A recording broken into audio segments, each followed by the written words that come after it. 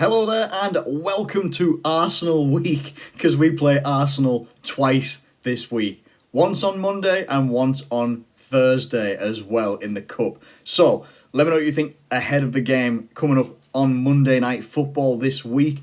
The last two times that we've faced Arsenal, once in the Premier League and once for the Community Shield, we have lost both times. Now, arguably, in the Community Shield, we didn't lose the game, but we lost on penalties, but still, it shows how much Arteta himself is having an impact on this Arsenal team. That he's been able to come up against us.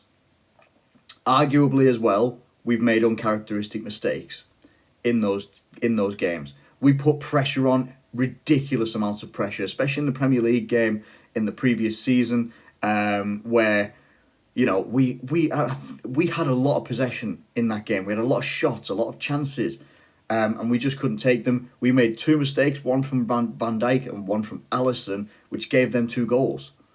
That is the be-all and end-all. If I remember rightly, it was Lacazette and Reece Nelson that scored for them. Aubameyang scored in the Community Shield. Can't remember who scored for us in the Community Shield, if I'm honest. I think it could have been Mane, but I don't entirely remember. But we went on to lose that game on penalties anyway. More of a pre-season game, but even so, Arsenal will have a bit more confidence coming into this game, coming up against Liverpool again. But we should be able to deal with. Deal with sounds so dismissive when you say deal with. But we should be able to come up against Arsenal, put pressure on, and also be clinical as well. Now, there's going to be a couple of changes that I make in the starting 11 for the Premier League game on Monday. I'm not going to preview the Thursday game yet until obviously we play Arsenal and we see what the lay of the land is there, because Arsenal at the moment want to keep up their 6-point run that they've got right now. Played well in the first game against Fulham, but it was Fulham. Didn't play too well against West Ham, but they still won the game. So they're showing different sides of their game as well, whereas having a 3-0 victory against Fulham, it's against relegation fodder, perhaps, or a relegation battling team, and then to come up against West Ham, a team where the fan base are very, very divided, very, very, there's a big, big divide between the ownership and the fans and all that lot, and there's a lot of anger in that area. The team itself wasn't very settled either, and yet West Ham probably didn't deserve to lose the game.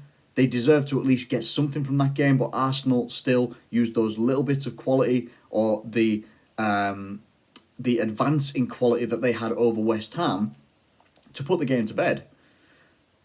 What we have as Liverpool is we have our team that is constantly going to put pressure on.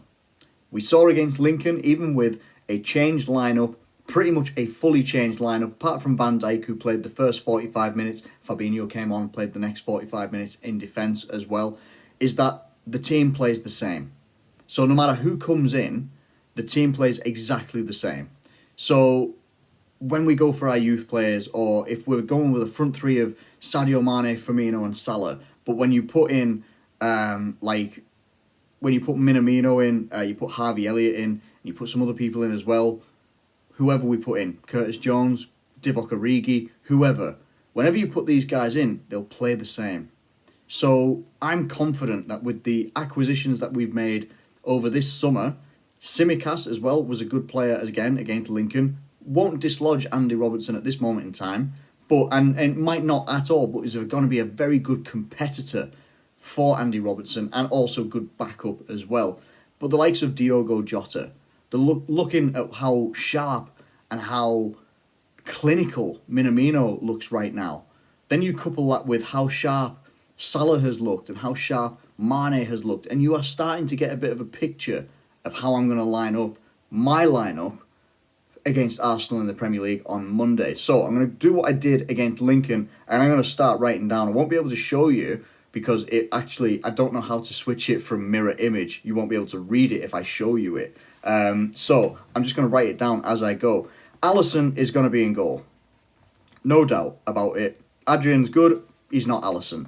Then we're going to have Trent over on the right-hand side. Then it's basically going to be exactly, you know who it's going to be. Virgil van Dijk. Joe Gomez is back from injury, as is Billy Kumetio as well, or Billy the Kid, as Jurgen Klopp likes to call him. Whether they're in contention to play in the defence or not, I'm not entirely sure. Now, whether that means you could go with a Virgil van Dijk Fabinho centre-back partnership, we saw it against Chelsea. Very, very good, very well organised, and snuffed out a very dangerous striker in Timo Werner. Now, Aubameyang is a very, very dangerous striker as well. Plays on the left-hand side primarily, but again, will cut inside and want to come in to the box or around the box area, outside the box as well. But coming in, cutting in from the left-hand side, and he's going to want to whip balls in to the top corner, whatever he can do. So he's going to come in, he's going to be very dangerous. Lacazette looks like a dangerous player again.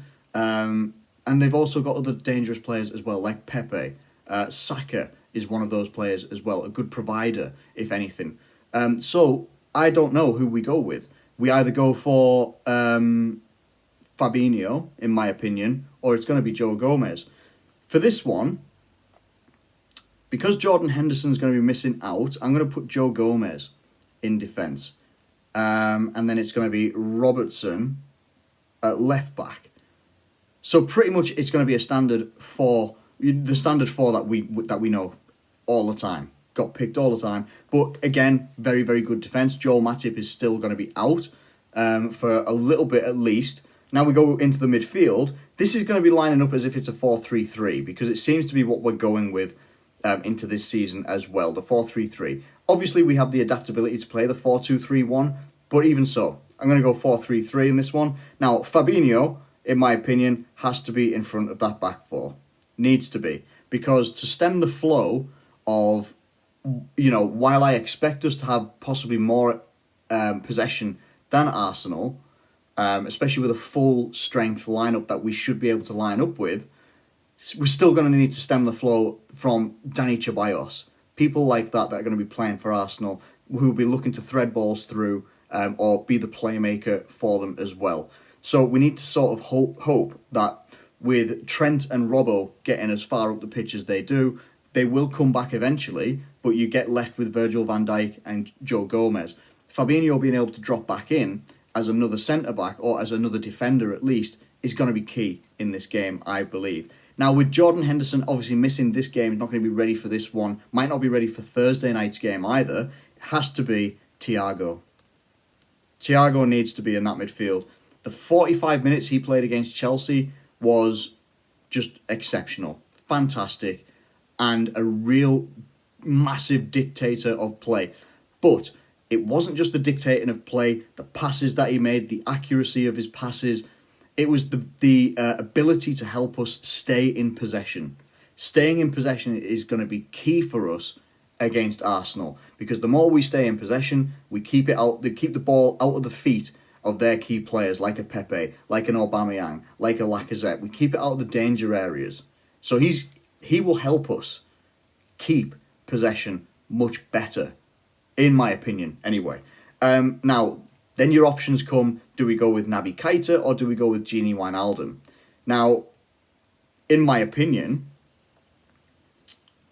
I would go with Naby Keita because while Thiago will dictate the ball and he'll dictate possession from deep but venture forward, Naby Keita could be a real link from the likes of Fabinho, Thiago, and the link to the forward line as well, creating danger himself, almost playing as like an attacking midfielder in some ways as well. So he'd be able to take that ball forward, maybe further forward than Thiago will, or would need to, and he could do that. Gini Wijnaldum, on the other hand, will get much more physical with the opposition, getting the ball back, taking the ball back off the opposition and moving it forward, or simply passing it to other players that can open up different spaces, different areas to attack in. It's a real conundrum at the moment, but I think I would personally go with Naby Keita.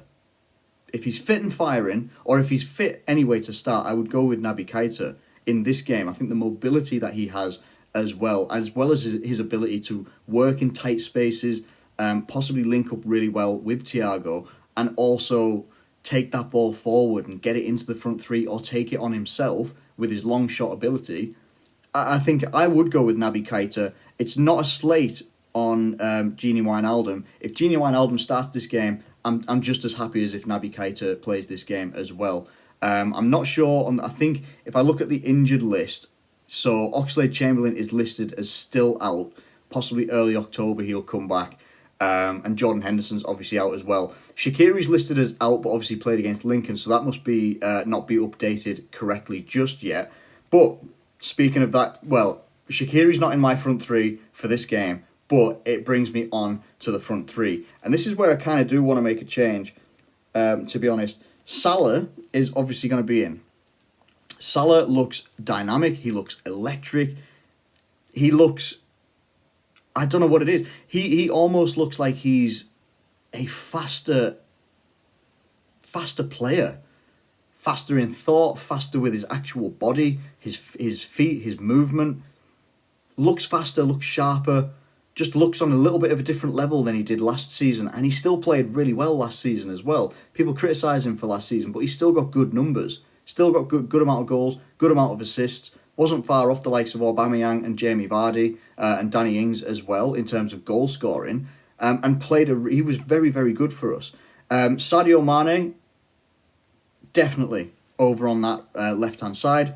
Mane is I love all Liverpool players, but there's just something about Sadio Mane that I absolutely just love it. His movement, his unpredictability of where he'll go, how he dribbles, and sometimes how he just like stops and he lets things just go around him, really take in the picture and then start to decide, I'm going to go here, I'm going to drag you out here, and then I'm actually going to go over here.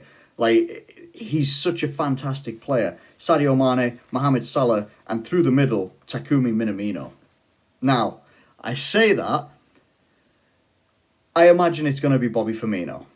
Firmino didn't play midweek against Lincoln, but Minamino has just been, he's just been that good since this season started. Since pre-season, what he showed at Lincoln as well, definitely gets him a good place to come on off the bench. But for me, I'd be starting with him.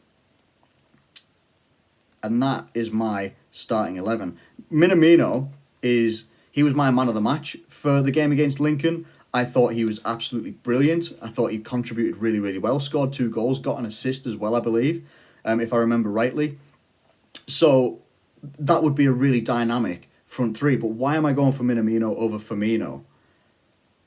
I think it gives us something just a little bit different. He's a little bit more dynamic, a little bit quicker. Maybe doesn't do the tracking back into the depths of midfield that Firmino does, but finds himself in really good attacking areas.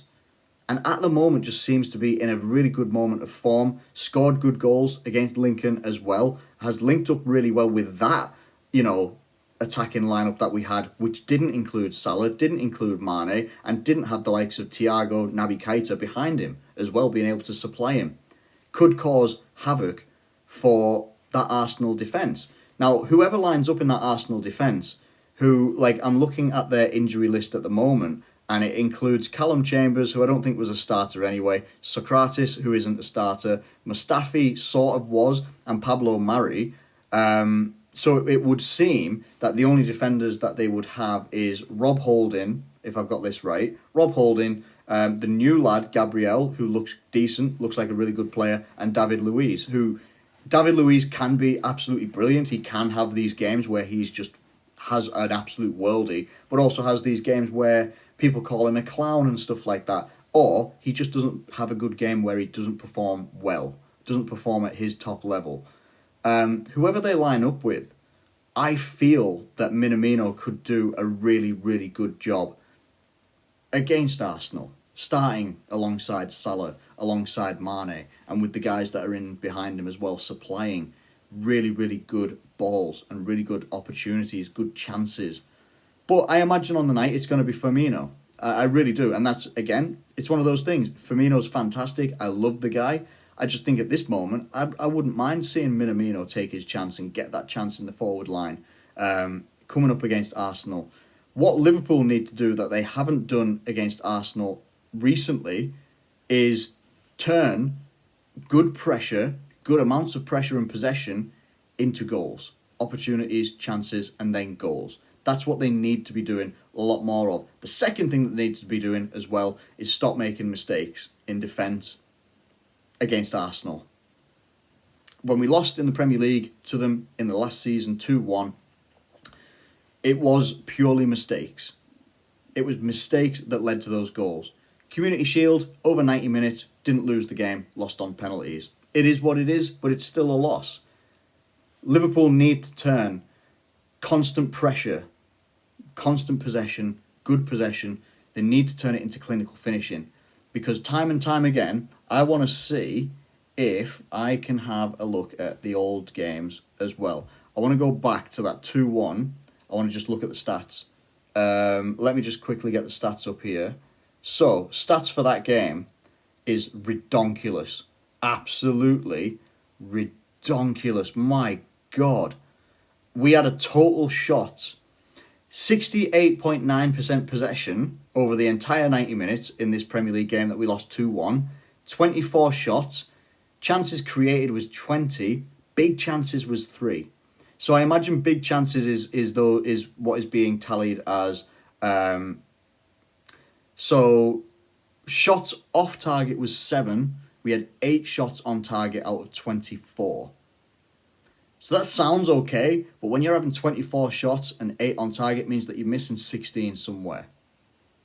Somewhere that's just not happening. Now, I think at this point as well, Arsenal did have Emiliano Martinez in goal, who I actually still maintain is the better goalkeeper between him and Leno. That's my opinion. From what I saw doing the eye test between having watched Leno play for Arsenal and watching Martinez play for Arsenal, and also watching Martinez play for Aston Villa in his debut, played really, really well. I just feel that he's actually the better goalkeeper. Now, not that that's necessarily going to be a deciding factor, because Leno is still a very good goalkeeper in his own right. Just felt that Martinez was just that little bit better. Better shot stopper, if anything. I don't want to see numbers like having 24 shots, 8 shots on target, and only 1 goal. That wouldn't be good enough, and that's not going to win you the game against Arsenal. Arsenal are going to be up for this.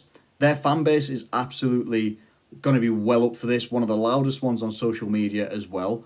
But right now, they've won both their games in the Premier League. We have won against Leeds 4-3, and we won against Chelsea 2-0 as well, which was a much... If I see a performance like we did against Chelsea and we get a good result, I cannot complain whatsoever, because Arsenal look like they're coming into this season with not the best recruitment, let's be honest. They've got Willian, who is a good signing for them, in my opinion. Gabriel, and I'm not entirely sure. I think they've got a goalkeeper, an Icelandic goalkeeper, but I don't know. And I'm not sure who else that they've actually brought in. I haven't really kept track of. But it's not when they were talking about having like a Thomas Partey and an Aouar and stuff like that, and having maybe a couple of other players, it hasn't been the transfer window that maybe they've been looking for to sort of strengthen and improve upon finishing 8th, and an FA Cup as well. Let's not let that one just go by the wayside. It's going to be a difficult game. Tactically, they are much different. They're a better defensive unit, but they're also dangerous in attack. They've got a world-class striker in Aubameyang playing left wing, and he's doing bits there as well. He's scoring goals, almost got the golden boot, got it the other season tied with Salah and Mane, or one of the two. But it was tied between 3 of them. He's doing very, very well. Lacazette looks like he's a bit, re-energised. It's going to be a difficult game. Really, really difficult game. And while they say, it's at Anfield, it's an empty Anfield. There's not going to be anyone, there's no fans there, so there's none of that Anfield atmosphere to sort of really get us over the line here. I feel that we've got enough in our team and the way that we play, the way that we have been performing, to get a good result here. And we need to get a good result here. I want to put these last 2 games that we played against Arsenal, I want to put them in the rear view mirror and forget about them and come out on Monday night with a very, very positive performance. Because while I want us to be competitive in all the cups, I want us to make a good statement early on in the Premier League that we are going to come up against any team in the Premier League, and we're going to look to win every single game as well. I'm not saying that we would never do that, but I want us to put our strongest lineup out that we can possible, obviously depending on injuries and such like that as well. But I want us to put out our strongest lineup and really go for it against Arsenal. Try and put them to the sword as well. But it's going to be difficult. I'm going to go for a 2-1 Liverpool victory in this game. But it's not going to be easy. It's not going to be easy at all. I really don't think it will be. And I'm fully prepared for that emotionally. No, honestly, I think we're gonna get possession. I think we're gonna get the chances. We need to be putting them away and limit their chances as well. When I look at the shots that they had in the previous game against us, they had 3 shots and two on target and 2 goals. The 2 goals that were on target and the 2 mistakes in the Premier League. It's one of those things. If we cut out those mistakes, we should be able to win this game. Anyway, this has been a much longer video than I expected. I apologise. But let me know what you think in the comments below about this game on Monday night. It is a big game, just as big as it was against Chelsea. And it's going to be really, really tough, if not a tougher game than it was against Chelsea. So let me know what you think in the comments below about this game. What's your prediction? What's your lineup? How do you think it's going to go down? Let me know it in the comments below. Thank you ever so much for watching this video. If you have enjoyed it, please do like it and subscribe if you're new around here. Thank you once again, and I'll catch you later.